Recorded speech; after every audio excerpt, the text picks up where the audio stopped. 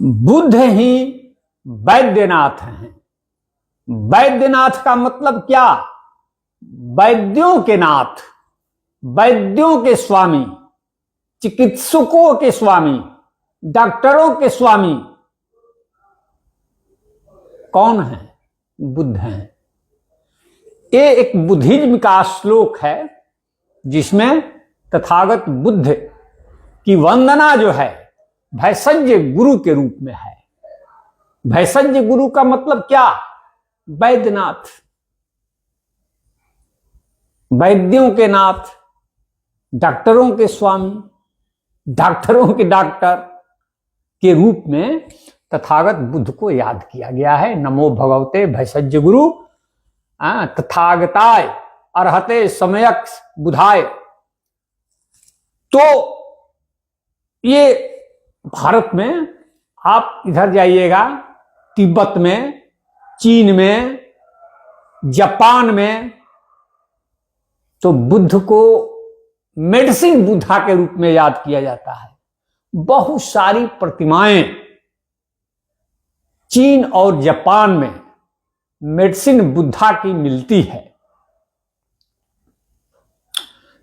दरअसल तथागत बुद्ध के पहले जो हमारा चिकित्सा विज्ञान था, मेडिकल साइंस, वह दैवीय शक्ति पर डिपेंड था। अगर रोग है तो उसका कारण किसमें लोग तलाशते थे? देवी देवताओं के प्रकोप में।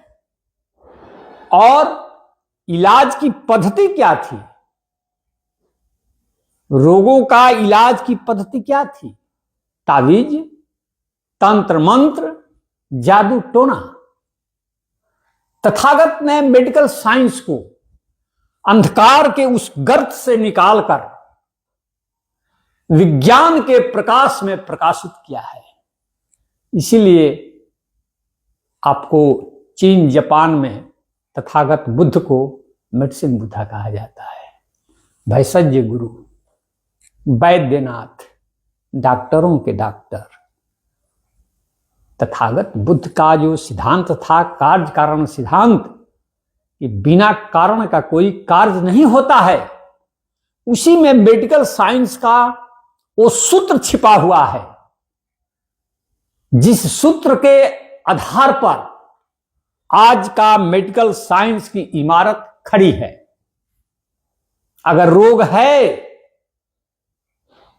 तो रोग का कारण है बैक्टीरिया, वायरस, जो भी हो, लेकिन रोग है तो रोग का कारण है, और कारण है तो उसका निवारण है। यही बात बुद्ध ने कहा था कि दुख है तो दुख का कारण है, कारण है तो उसका निवारण है। इस पर मेडिकल साइंस की इमारत खड़ी हुई, और बुद्ध के इस सिद्धांत से जादू टोने, ताबीज, तंत्र मंत्र की दुनिया मेडिकल साइंस से गायब हुई। और नेक्स्ट जरा दिखाइए। ये देखिए, एक किताब है मीना तालीम की। मीना तालीम की किताब है science of medicine and surgery in Buddhist India. बौद्ध भारत में मेडिसिन और सर्जरी। इस पुस्तक में 1000 साल का इतिहास दर्ज है। किसका? मेडिसिन और सर्जरी का। 600 ईसा पूर्व, माने जब तथागत का आविर्भाव हुआ विश्व मंच पर, तब से लेकर 6ठी शताब्दी ईस्वी तक 1000 साल का जो डेवलपमेंट है मेडिसिन और सर्जरी की बुद्धिस्ट इंडिया में, उसका बहुत विस्तार से इसमें वर्णन है मीना तालीम की इस किताब में। जरा इसका डाटा के लिए नेक्स्ट दिखाइए। इसमें क्या है जरा देख लीजिए। लगभग 30 प्रकार की दवाइयां हैं बुद्धिस्ट इंडिया में उस समय। 62 प्रकार के हेल्थ ड्रिंक्स हैं।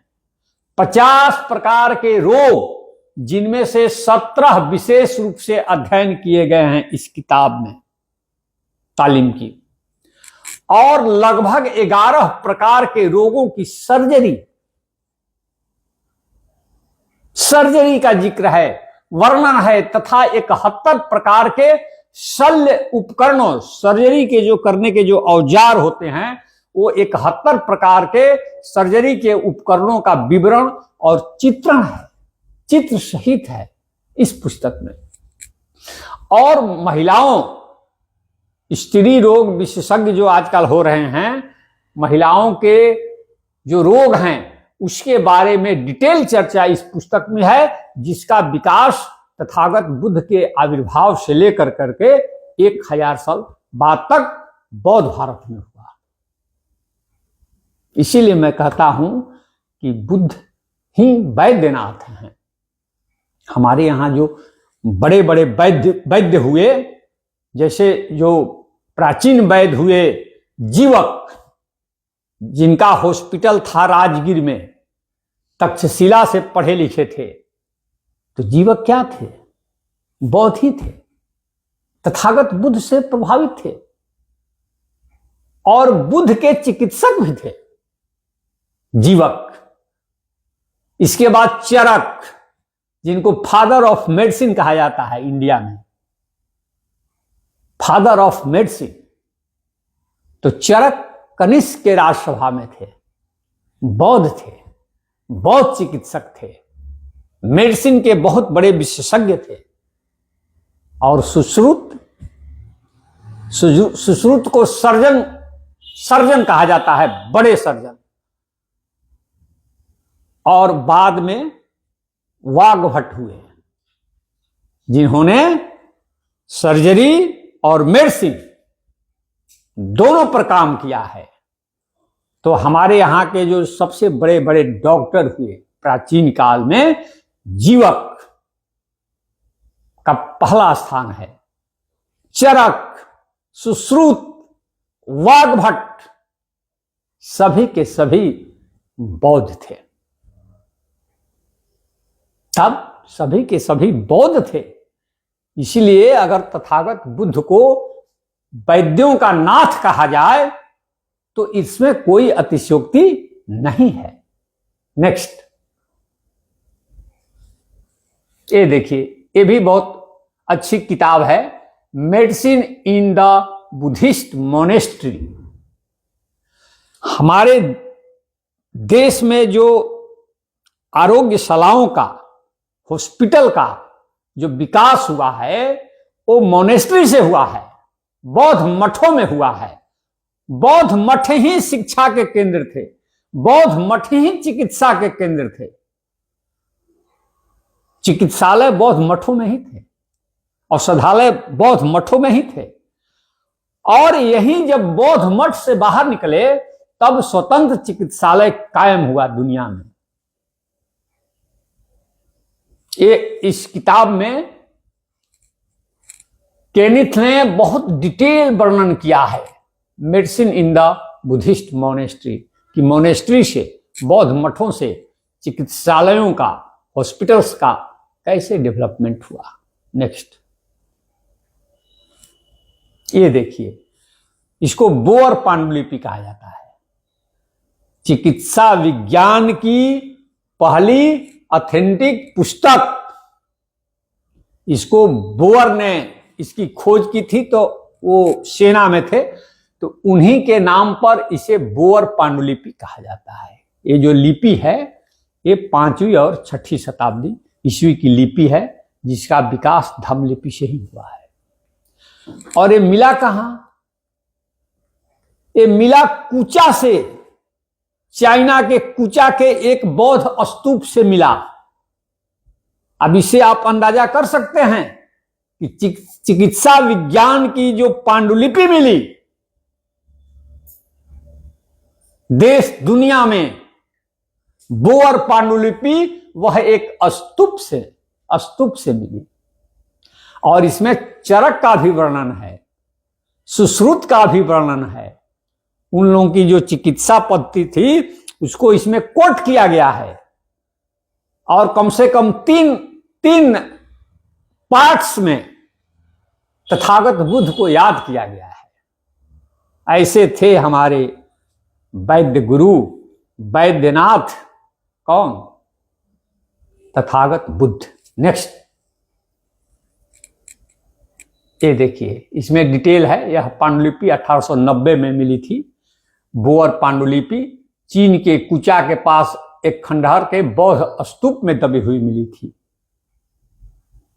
बौद्धों का बहुत बड़ा योगदान है चिकित्सा पद्धति में। जब मैं यह कहता हूं कि आजकल जो थेरेपी का प्रचलन है, साइकोथेरेपी, बिहेवियर थेरेपी से लेकर के ना जाने कितने थेरेपी पूरे देश दुनिया में फैली हुई है, उस थेरेपी का भी मूल थेरवाद है।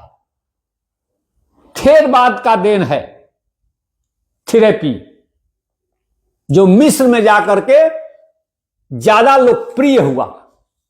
थेरेपी, थेर, दरअसल केवल बाह्य दवाइयों से ही तो चिकित्सा नहीं होती है। बुद्ध की जो शिक्षाएं हैं, जो मेडिटेशन की जो पद्धति है, उसे भी तो बहुत सारी चीजों का इलाज होता है। दरअसल बाहर में जितना शोरगुल है, उसे ज्यादा शोरगुल अगर आपके दिमाग में है तो आपको बीमार होना ही है।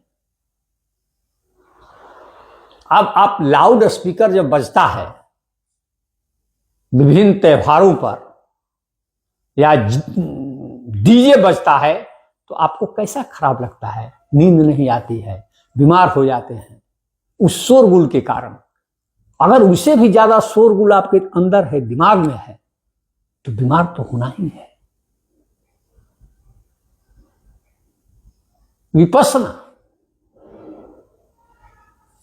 नेक्स्ट, भोजपत्र पर वो है पांडुलिपि। और एक राजा हुए कंबोडिया के, मैंने कहा ना कि बौद्ध मठों से हॉस्पिटल्स के विकास हुए। एक जयवर्मन सप्तम राजा हुए कंबोडिया के। तो कंबोडिया के राजा, ये डाटा आपको मिल जाएगा राहुल सांकृत्यायन की पुस्तक बौद्ध संस्कृति में। जयवर्मन सप्तम कंबोडिया के राजा ने 102 अस्पताल खुलवाए अपने कार्यकाल में, 798 औषधालय बनवाए, और 121 विश्राम गृह की स्थापना कराई थी।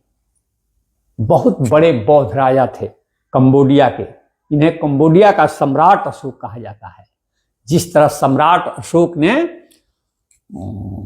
यहां बंगाल की खाड़ी से लेकर करके सीरिया तक अस्पतालों की श्रृंखला फैला दी थी, उसी प्रकार जयवर्मन सप्तम ने बंगाल की खाड़ी से लेकर के चीन तक अस्पतालों की श्रृंखला बनवाई थी, और सारे के सारे बौद्ध मठों में केंद्रित थे। अस्पताल वहीं से संचालित होते थे। नेक्स्ट, तो मैंने कहा कि कंबोडिया में और श्रीलंका में न जाने कितने अस्पतालों के प्राचीन अवशेष मिलते हैं जो बौद्ध मठों में हैं, और भारत भी इसका अपवाद नहीं है। यह जो पटना का ये जो आरोग्यशाला है, जिसके इंस्क्रिप्शन हम लोगों को मिलते हैं कुम्हरार पार्क में, और इस पर लिखा है कि यह एक आरोग्यशाला है, हॉस्पिटल है, तो ये भारत का है और भिक्षुओं द्वारा स्थापित आरोग्यशाला है। इसका वर्णन फाहियान ने भी किया है। हर्षवर्धन के काल में भी बहुत सारे हॉस्पिटल बनवाए गए। इन सबका जिक्र चीनी यात्रियों ने किया है। नेक्स्ट, ये देखिए, मैंने कहा कि कंबोडिया और श्रीलंका में जाने कितने अस्पताल मिलते हैं जो बौद्ध मठों में हैं। बौद्ध मठों से ही की चौहद्दी से बाहर निकलकर हॉस्पिटल का स्वतंत्र विकास हुआ। यह श्रीलंका का प्राचीन अस्पताल है जो बौद्ध मठ में ही है। तो मैं ये कह रहा हूं कि बुद्ध ही वैद्यनाथ है। इस पर गहरी रिसर्च कीजिए, शोध कीजिए। आपने सुना, बहुत बहुत धन्यवाद। धन्यवाद।